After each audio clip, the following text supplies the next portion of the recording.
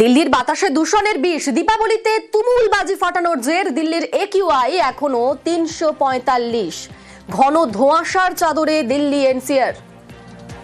আমাদের সঙ্গে রয়েছেন প্রতিনিধি মৈত্রেয়ী, আরো বিস্তারিত বলবে মৈত্রেয়ী। একেবারে অনিন্দিতা, দেখো দীপাবলির পর আজ দ্বিতীয় দিন এবং এখনো কিন্তু দিল্লির বাতাসের মান এখনো পর্যন্ত খারাপই রয়েছে। এবং যদি দিল্লির গড় দেখা যায় তাহলে সার্বিকভাবে দিল্লির গড় AQI রেকর্ডেড হয়েছে পৃথিবীতে 345, কিন্তু এক এক জায়গায় দিল্লির সেখানকার AQI এর অবস্থা কিন্তু সিভিয়ারে পরিণত হয়েছে। যেমন বাওয়ানা এলাকায় 423 AQI রেকর্ডেড হয়েছে সকাল 8টায়, জাহাঙ্গীরপুরীতে 407, ওয়াজিরপুরে সেখানেও 408। অর্থাৎ একেবারে সিভিয়ার শ্রেণীভুক্ত এই অঞ্চলগুলিতে AQI এর মাত্রা। অন্যদিকে দিল্লির অন্যান্য জায়গায় সেই অশোক বিহার 389, পুরারি 399, চাঁদনি চক 350, এয়ারপোর্টের কাছে 302, ITO 342 সহ এবং একাধিক এলাকায় কিন্তু গড়ে 350-র কাছাকাছি AQI এই মুহূর্তে দিল্লিতে, এবং যার ফলে প্রবল শ্বাসের সমস্যা হচ্ছে, মাথা যন্ত্রণায় নাগরিকদের সমস্যা হচ্ছে। এবং এখন এই পরিস্থিতি থেকে কবে মুক্তি মিলবে দিল্লিবাসীর, সেটাই এখন সব থেকে বড় প্রশ্ন হয়ে দাঁড়িয়েছে। একেবারে ধন্যবাদ মৈত্রেয়ী। মহেশতলায় যুবককে পিটিয়ে খুন। মহেশতলার গোপালপুর মালিপাড়ায় উত্তেজনা। মত্ত অবস্থায় দুই প্রতিবেশী যুবকের মধ্যে বচসা। ভাইকে ডেকে এনে যুবককে বেধড়ক মার, আর হাসপাতালে নিয়ে গেলে মৃত বলে ঘোষণা। আমাদের সঙ্গে রয়েছেন প্রতিনিধি সমীর। সমীরের সঙ্গে কথা বলবো। সমীর, কি নিয়ে গন্ডগোলের সূত্রপাত, যেখানে একটা মৃত্যু পর্যন্ত হয়ে গেল? নম্বর ওয়ার্ডের গোপালপুর মালিপাড়া নেশাগ্রস্ত দুই যুবকের মধ্যে বচসার মধ্যেই শুরু হয় হাতাহাতি হওয়ার পরে বরুণ মন্ডল নামে 35 তাকে মারা হয় এবং দুই চিরঞ্জিত মিত্র মধ্যেই হাতাহাতি শুরু হয়। এবং স্থানীয়রা যেটা জানিয়েছে, চিরঞ্জিত মিত্র এবং তার শুভঙ্কর মিত্র দুই ভাই মিলে ওকে মারধর করার পরেই তখন অচৈতন্য হয়ে পড়ে। এলাকার লোক যখন খবর দেওয়া হয় বাড়ির লোক এসে দেখে অচৈতন্য অবস্থায় পড়ে রয়েছে। তখন মহেশতলা ঝিঞ্জিরা বাজার থানার খালিতে পুলিশকে খবর দিল। পুলিশ ঘটনাস্থলে এসে তাকে বরুণ মন্ডলকে নিয়ে যাওয়া হয় বেহালা বিদ্যাসাগর হাসপাতালে, মৃত বলে ঘোষণা করে। যখনই মৃত্যুর খবর আসে তখনই ওই বরুণ মন্ডলের পরিবার শুভঙ্করের মৃত্যুর বাড়ির দিকে আক্রমণ চালায়, ইট ছোড়া হয় এবং বাড়িতে ঘটনাস্থলে পুলিশ আসে, এসে ওখানে পিচের বসায় এবং ব্যারিকেড করে দেয় এবং ওখানে কাউকে ঢুকতে দেওয়া হয় না। এবং পরে জানা যায় রাত্রেই দুই চিরঞ্জিত এবং শুভঙ্করকে দুজনকেই পুলিশ আটক করে নিয়ে গেছে। এবং কি ঘটনা সূত্রপাত কোথা থেকে হলো সেটাই এখন দেখার বিষয় এবং পুলিশ তদন্ত করছে। আর এবং ওইখানে যে একটি রাস্তার উপরে একটি কালী পুজো হচ্ছিল, এই কালী পুজোর সঙ্গে যুক্তই এই বরুণ মন্ডল, চিরঞ্জিত মন্ডল এবং তরুণ মন্ডল, এরা সবাই ওই কালী পুজোর সঙ্গে যুক্ত। কিন্তু কোন ধরনের সূত্রপাত এই মধ্য অবস্থা দুজনের মধ্যে মারামারির কারণেই এই ঘটনা ঘটেছে বলেই জানা যাচ্ছে এবং পুলিশ তদন্ত করছে, ঝিঞ্জিরা বাজার থানার পুলিশ। বেশ, ধন্যবাদ সমীর। আমি ওখানে যে একটা দোকান দিই, তা ও এসে ওখানে গালাগালি করছিল স্যার। তা গালাগালি করার পরে যে মেরেছে ওর নামে গালাগালি করছিল। দাদা ওখানে স্পটে দাঁড়িয়েছিল। তা ও এবারে বলছে যে তুই চলে যা। একটা দোকানের সামনে এরকম গালাগালি করছিস, এগুলো কি বাজে ব্যাপার হচ্ছে। তা বলে আমি বলতে ওরা ভিতর দিকে উঠে গেল। তো এবারে যে মেরেছে অ্যাকচুয়ালি, যে মারা গেছে বা যে মেরেছে তাকেও সে বাড়ির দিকে চলে আসে। তারপরে এবারে আমি যখন দোকান গুছিয়ে বাড়ি চলে যাবো তখন দেখছি এই ঘটনা। যে মেরেছে তার নাম কি? তার নাম চিরঞ্জিত। দোকানে মানে ওদের বাড়ির পাশেই চিরঞ্জিত মিত্র নামে যে, তার বাড়ির পাশে একটা দোকানে ওই বরুণ মন্ডল শুয়েছিল, মদ খেয়েছিল। দুজনের মধ্যে কোনো কিছু কথা কাটাকাটি হয়েছে বা কিছু হয়েছে, তার ফলে মানে চিরঞ্জিত মিত্র এতটাই মার মেরেছে যে বরুণ মন্ডল স্পটেই মারা গিয়েছে। এবং তার সঙ্গে চিরঞ্জিত মিত্রর ভাইও ছিল প্রসেনজিৎ মিত্র। হাত দিয়ে বুকে লাথি মেরেছে, মানে যেটুকু আমরা শুনেছি বুকে শুধুমাত্র লাথি ঘুষি এইসব মেরেছে। যারা মেরেছে তাদের আটক করা হয়েছে? মানে দুই ভাইকে নিয়ে গেছে। আরজিকর ধর্ষণ খুনে সাজাপ্রাপ্ত সঞ্জয় রায়ের পরিবারের কীর্তি প্রকাশ্যে। রবিবার আলিপুরে সঞ্জয় রায়ের ভাগ্নির রহস্য মৃত্যু। এই মৃত্যু ঘিরে জোর শোরগোল। প্রতিবেশীদের অভিযোগ, সঞ্জয় রায়ের ভাগ্নি সঞ্জনাকে খুন করেছে তারই বাবা এবং সৎমা। মঙ্গলবার সকালে তাদের বেধড়ক মারধর করা হয়।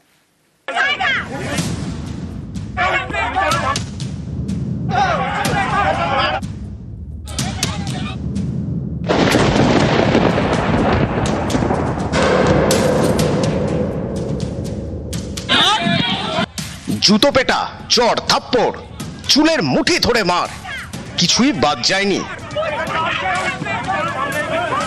মঙ্গলবার সকাল 11:30 আলিপুর থানার অন্তর্গত ডিএল খান রোডের বিদ্যাসাগর কলোনিতে ধুন্ধুমার। এক মহিলা ও তার স্বামীকে বেধড়ক মার। এই যে মহিলাকে মারধর করা হচ্ছে, এর নাম পূজা সিং। আর্চিকর কাণ্ডে দোষী সাব্যস্ত সঞ্জয় রায়ের ছোট দিদি, আর ইনি ভোলা সিং, সঞ্জয় রায়ের জামাইবাবু। এই ভোলা সিং এর একমাত্র মেয়ের রহস্য মৃত্যু ঘিরে তুমুল উত্তেজনা। প্রতিবেশীদের দাবি, সঞ্জয়ের বড় দিদি কয়েক বছর আগে আত্মহত্যা করেন। এরপর শালী পূজাকে বিয়ে করেন ভোলা সিং। আগের পক্ষের মেয়ে 11 বছরের সঞ্জনাকে নিয়ে থাকতেন। সঞ্জনা ক্লাস 5-এর ছাত্রী। অভিযোগ, কথায় কথায় সঞ্জনাকে মারধর করতেন তার বাবা ভোলা। রেগুলার রাতে বাংলা খেয়েছে, পড়াশোনা নিয়ে টর্চার, রেগুলার বাচ্চাটার উপর টর্চার করতো। এই বউকে কিছু বললে একটু ধাক্কা ধাক্কি করতো, বেল দিয়ে মেরেছিল, ভরা বেল দিয়ে মারবার। বেল দিয়ে মেরেছে? হ্যাঁ। বছর 11 সঞ্জনা সিং এর ঝুলন্ত দেহ উদ্ধার হয় রবিবার রাতে। বাড়ির আলমারির ভিতর থেকে গলায় ছিল ওড়নার ফাঁস। এই মৃত্যু ঘিরেই জোর শোরগোল। প্রতিবেশীদের অভিযোগ, সঞ্জনাকে খুন করেছে তারই বাবা এবং সৎমা। ও পুরো মেরেছে, মেরে আলমারিতে ওয়ার্ডরোবে ঢুকিয়ে দিয়ে ওরা বাজারে চলে গেছে। এর আগে ওর মা গলায় দড়ি দিয়ে মারা গেছে, এইবারে বাচ্চা মেয়েটা মারা গেল। এটা পাড়ার মানুষের সমবেত একটা বিক্ষোভ, যেটা যেন তদন্তটা সঠিক হয়। মঙ্গলবার একেবারে ধুন্ধুমার, মারধর, জুতো পেটা, কিছুই বাদ যায়নি। ঘটনাস্থলে পৌঁছে পূজা সিং এবং ভোলা সিংকে উদ্ধার করে পুলিশ। আমি ছিলাম না দিদি, আমি ছিলাম না। মুখে বললে কি করে বিশ্বাস করে নেব? একটা মেয়ে দশা দেখে তো বুঝতে পারে, যার গলা দেখে আওয়াজ বেরোচ্ছে না। ময়নাতদন্তের যে প্রাথমিক রিপোর্ট, সেখানেও কোনো রকমের কোনো ফাউল প্লের কথা উল্লেখ নেই। প্রাথমিক রিপোর্টে জানা যাচ্ছে যে গলায় ফাঁস লেগেই নাবালিকার মৃত্যু হয়েছে। যদিও এর পেছনে অন্য কোনো রহস্য লুকিয়ে রয়েছে কিনা, গোটা বিষয়টি ইতিমধ্যে তদন্ত করে দেখছে আলিপুর থানার পুলিশ। ক্যামেরায় সমীরণ বিশ্বাসের সঙ্গে রৌনক দত্ত চৌধুরী, নিউজ 18 বাংলা, কলকাতা। শব্দবাজি ফাটানোয় লাঠি পেটা, কোচবিহারের পুলিশ সুপারের বিরুদ্ধে মারধরের অভিযোগ। মানতে নারাজ এসপি দ্যুতিমান ভট্টাচার্য। তার দাবি, শব্দবাজি ফাটাতে বারণ করা হয়েছিল, কাউকে মারধর করা হয়নি। রাস্তার ওপর লাঠি পেটা, অভিযোগ শব্দবাজি ফাটানোয় সোমবার লাঠি পেটা করেন কোচবিহারের এসপি। উনি ওই চেয়ারে বসে আছে, সেটা সবাইকে সুরক্ষা দেওয়ার জন্য। মুখ চেনা, তার জন্য আমি জানতে পারলাম যে উনি হচ্ছেন সুপারিনটেন্ডেন্ট অফ ইন্সপেক্টর, এসপি। একটা অবধি ফাটিয়ে যাচ্ছে কন্টিনিউয়াস, তারপরে গিয়ে তাকে বলা হয় যে আপনারা এই করবেন না। কোনো মারধরের কিছু ঘটনা ঘটেনি। কোচবিহার পুরসভার 9 নম্বর ওয়ার্ড, এখানেই রয়েছে পুলিশ সুপারের বাংলো। সোমবার কালী পুজোয় বাংলোতেই ছিলেন এসপি দ্যুতিমান ভট্টাচার্য। সেদিন রাতে তাঁর বাংলোর পাশে কয়েকজন শব্দবাজি ফাটাচ্ছিলেন। অভিযোগ, বাংলো থেকে বেরিয়ে তাদের লাঠি পেটা করেন পুলিশ সুপার। তো বাচ্চা মানুষ নর্মালি ফোটাচ্ছিল, ওনার যদি সেখানে অসুবিধা হয়ে থাকে বা ওনার কুকুরের অসুবিধা হয়ে থাকে, সেটা উনি এসে একবার কমসে কম বলতে পারতেন। উনি লাঠি চার্জটা কি করে করেন? উনি ওই চেয়ারে বসে আছে, সেটা সবাইকে সুরক্ষা দেওয়ার জন্য, মানুষের বাড়িতে গিয়ে ভাঙচুর বা মানুষের বাচ্চাকে, বাড়ির বউকে গায়ে হাত তোলার জন্য নয়। অনেকেরই প্রশ্ন, শব্দবাজি রুখতে তো নির্দিষ্ট নিয়ম আছে, তাহলে পুলিশ সুপার কেন নিজের হাতে আইন তুলে নিলেন? যদিও কোচবিহারের এসপির দাবি, কাউকে মারধর করা হয়নি। সন্ধ্যে থেকে তারা বাজি ফাটাচ্ছে, বিভিন্ন সময় তাকে বারণ করা হয়েছে, আমার গার্ড গিয়ে বারণ করেছে। এই আমরা ভাবছি এই শেষ হবে রাত 10টা নয়, 11টা নয়, 1টা অবধি ফাটিয়ে যাচ্ছে কন্টিনিউয়াস। তারপরে গিয়ে তাকে বলা হয় যে আপনারা এই করবেন না। কোনো মারধরের কিছু ঘটনা ঘটেনি। আপনাদের আমি দেখাতে পারবো যে আমার রেসিডেন্সের মধ্যে পর্যন্ত বাজি ফাটিয়ে। এ নিয়ে মঙ্গলবার কোচবিহারের রেল ঘুমটি এলাকায় বিক্ষোভ দেখান স্থানীয় কয়েকজন। বিক্ষোভকারীদের সরাতে সেখানে যায় কোতোয়ালি থানার পুলিশ। পুলিশ পৌঁছতেই উত্তেজনা তৈরি হয়। চ্যাংদোলা করে সরিয়ে দেওয়া হয় বিক্ষোভকারীদের। পুলিশ লাঠি চালায় বলেও অভিযোগ।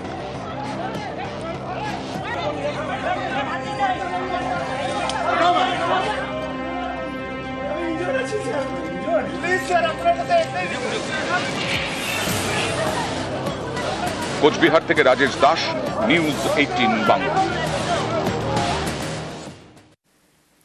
কালীপুজোর রাতে শব্দ সন্ত্রাসে অতিষ্ঠ সোশ্যাল মিডিয়ায় পোস্ট পরিচালক শতরূপা সান্যালের।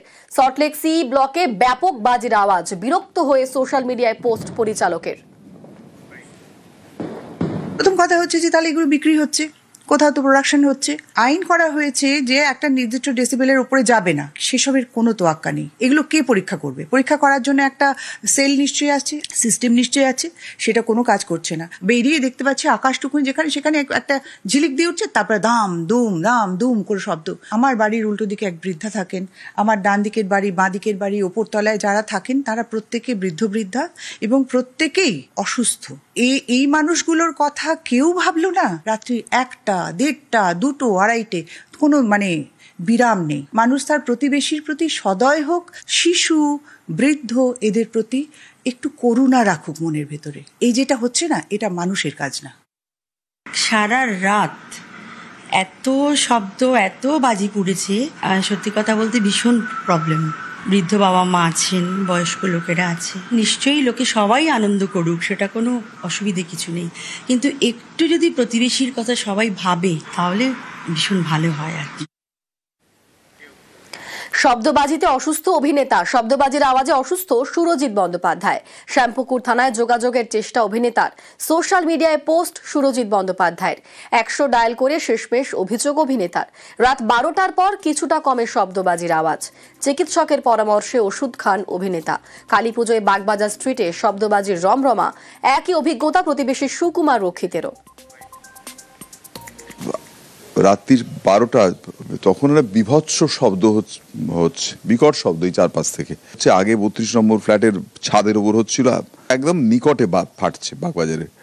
আমি শুধু এইটুকুই দিয়েছিলাম যাতে ওটা ওদের কাছে পৌঁছয় যদি, কারণ আমি 100 নম্বরে বারবার ফোন করে যাচ্ছিলাম, কিন্তু ভীষণ এনগেজ। আমার মনে হচ্ছিল সারা শহরের মানুষই বোধহয় তাদের অভিযোগ জানাচ্ছেন, তার জন্যে তাদের আমি পাচ্ছিলাম না। ফলে আমি আজও ভয়ার্ত, আমি আজও পুলিশের কাছে, যেহেতু আমি স্বার্থপর আত্মকেন্দ্রিক মানুষ, আপনারা একটু সক্রিয় হন যদি, তাহলে ভালো হয়।